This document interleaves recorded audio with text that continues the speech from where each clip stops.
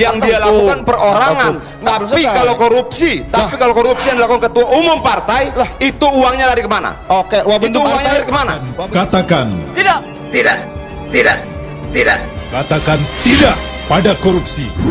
Ya, bahwa itu tanggal 20 bisa. Oktober 2004 itu menjadi hak seseorang, siapapun boleh masuk menjadi menteri nggak ada kehakiman. Kemudian orang Apakah masuk itu karena imbal ada jasa dari sesuatu? Tidak ada. Apakah itu Karena pembayaran terhadap sesuatu? itu Biar jelas dulu buat meminta kita. untuk masuk Oke.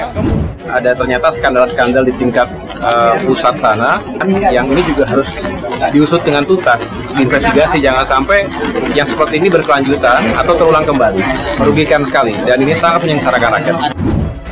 Pak, dari data 20% sendiri ada data untuk fraksi Demokrat dari penambahan APBN tadi yang sudah dialokasikan dari Kemendikbud, itu ada kan data untuk fraksi Demokrat? Jadi menurut saudara tidak diatur sesuai dengan pembahasan, ya mungkin pembahasan mereka yang di tingkat tinggi lah ya, kami hanya melakukan. Katakan Tidak. Katakan tidak pada korupsi.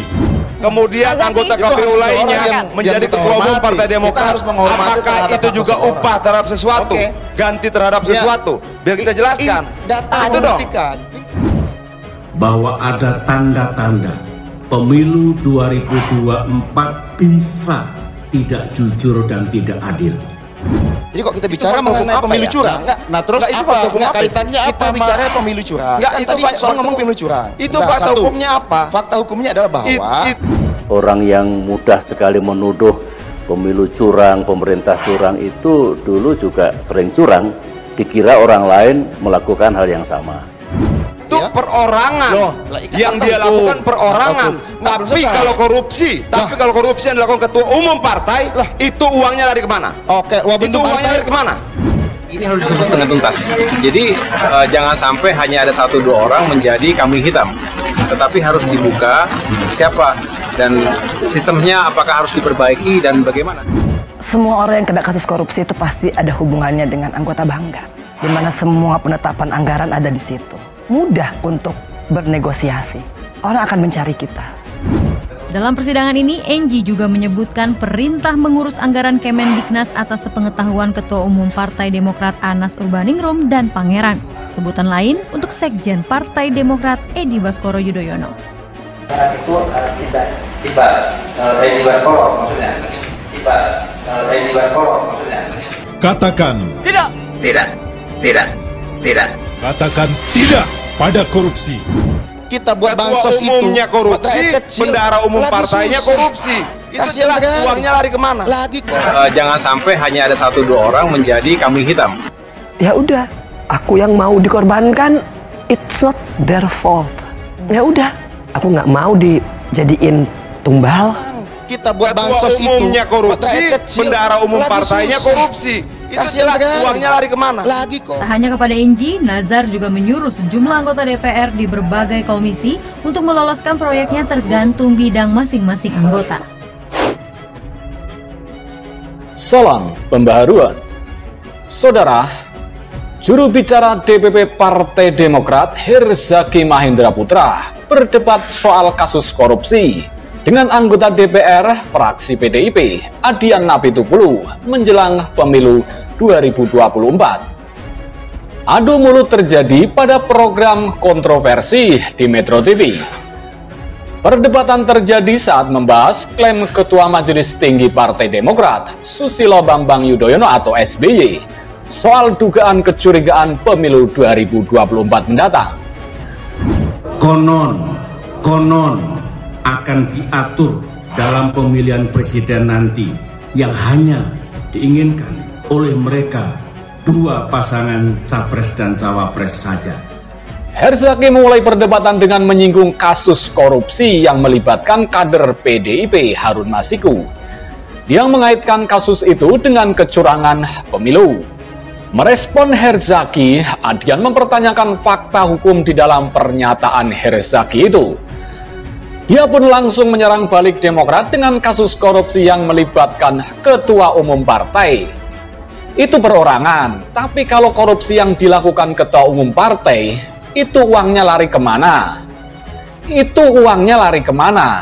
ucap Adian dengan nada tinggi. Yang dia lakukan perorangan, tapi kalau korupsi yang dilakukan ketua umum partai, itu uangnya lari kemana? Itu uangnya lari kemana?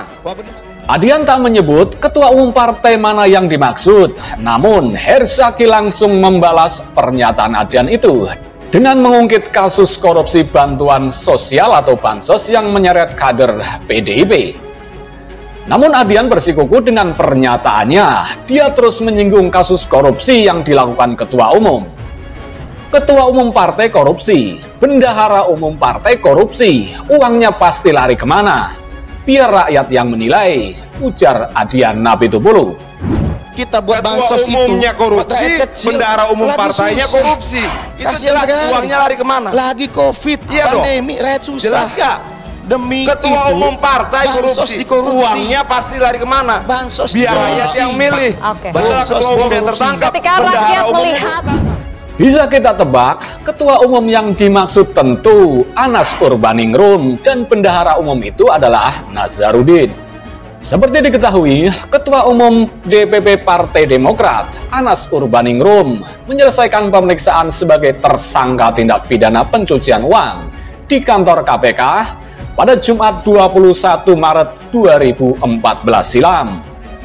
Keluar markas Abraham Samad CS sekitar pukul 18.50 waktu Indonesia Barat, mantan ketua fraksi Partai Demokrat DPR RI itu menyatakan sudah memberikan keterangan kepada penyidik ihwal pendanaan Kongres Partai Demokrat di Bandung pada tahun 2010 lalu. Anas juga menjelaskan mengenai gratifikasi mobil Toyota Harrier. Mobil tersebut dibeli dari Nazarudin, bendahara Partai Demokrat ketika itu. Uang mukanya menurut pengacara Anas berasal dari Susilo Bambang Yudhoyono atau SBY.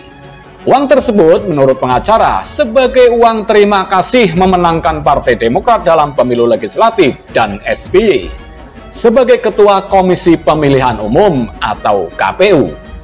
Pasalnya, sebelum menjadi ketua umum Partai Demokrat, Anas adalah ketua KPU pada pemilu 2009 silam.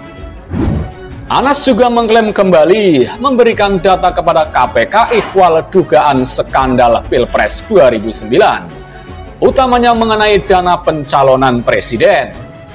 Data itu tentang hasil audit akuntan independen tentang penerimaan dan pengeluaran dana kampanye Pilpres 2009, kata Anas di halaman kantor KPK. Data itu, lanjut Anas, dinilai akan membongkar skandal salah satu calon presiden pada Pilpres 2009 yang menghimpun dananya dengan langkah yang curang, kata Anas. Di hadapan ribuan kader partai, SBY meminta dukungan untuk tetap memilih Demokrat agar program pembangunan yang dilaksanakan 10 tahun ini tetap berlanjut.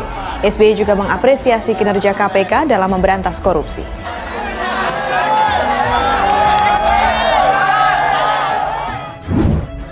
Dari data awal itu tampak bahwa dari daftar penyumbang, apakah itu perseorangan atau korporasi, yang jumlah totalnya 232 miliar rupiah.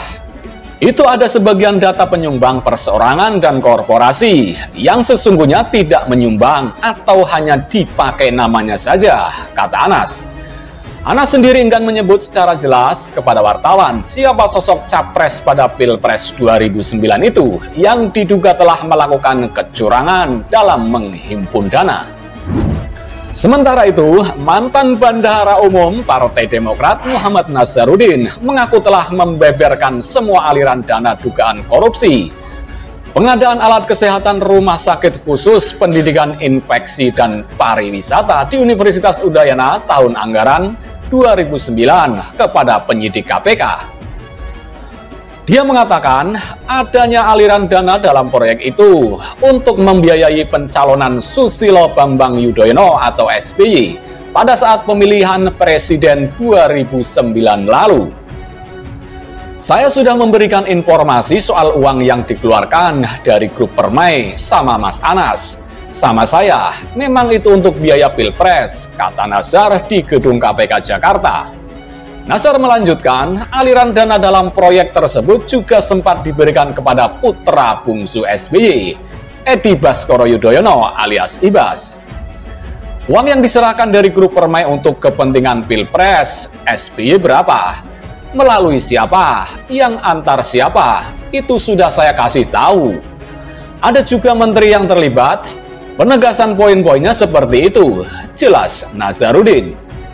Dengan informasi tersebut, Nazar meminta KPK untuk melihat rincian aliran dana tersebut pada list dana kampanye SBY pada Pilpres 2009 lalu. Tengok di Pilpres, ada listnya. Tandas terpidana kasus korupsi pembangunan Wisma Atlet itu.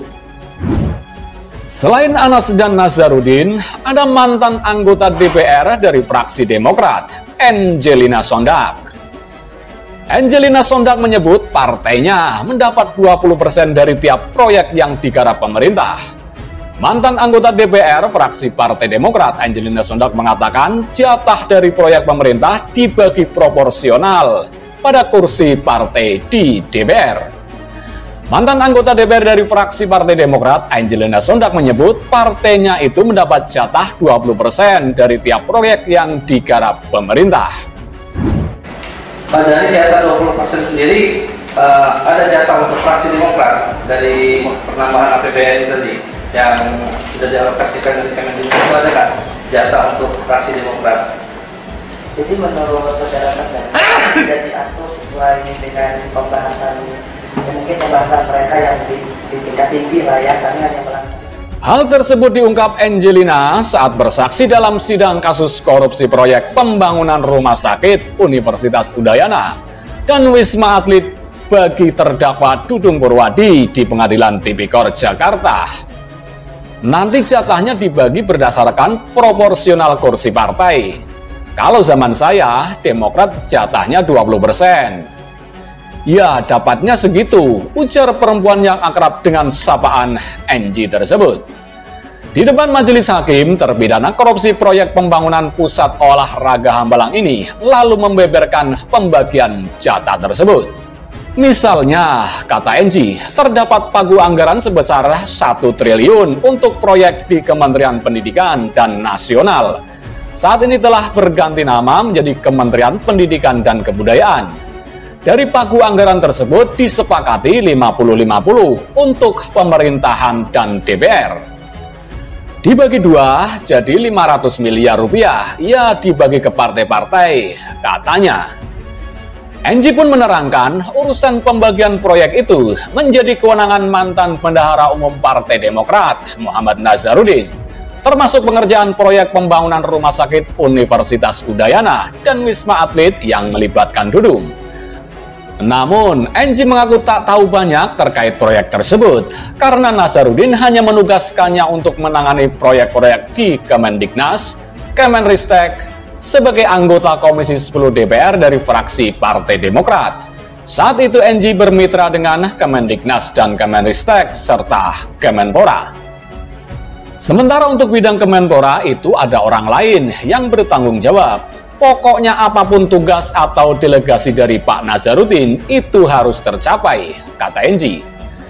Hakim lantas menanyakan seberapa besar pengaruh Nazarudin di parlemen. Angie pun menjawab, Nazarudin memang berperan besar dalam setiap kebijakan yang harus dijalankan partainya. Nasib kami pun di DPR ditentukan dia, kan dia bendahara partai dan fraksi. Secara informal pasti dia punya pengaruh bagi jajarannya, terangnya. Bahkan menurut dia, Nazarudin tak segan-segan memindahkan posisi seseorang jika tak menuruti perintahnya. Kalau di internal partai kami tidak menjalankan perintahnya, nanti diancam digeser ke komisi lain atau lepas jabatannya. Kalau tidak mau, juga nanti dilaporkan ke Mas Ibas. Panggilan untuk Edi Baskoro Yudhoyono, tapi kalau di luar saya nggak tahu, pungkas Angie.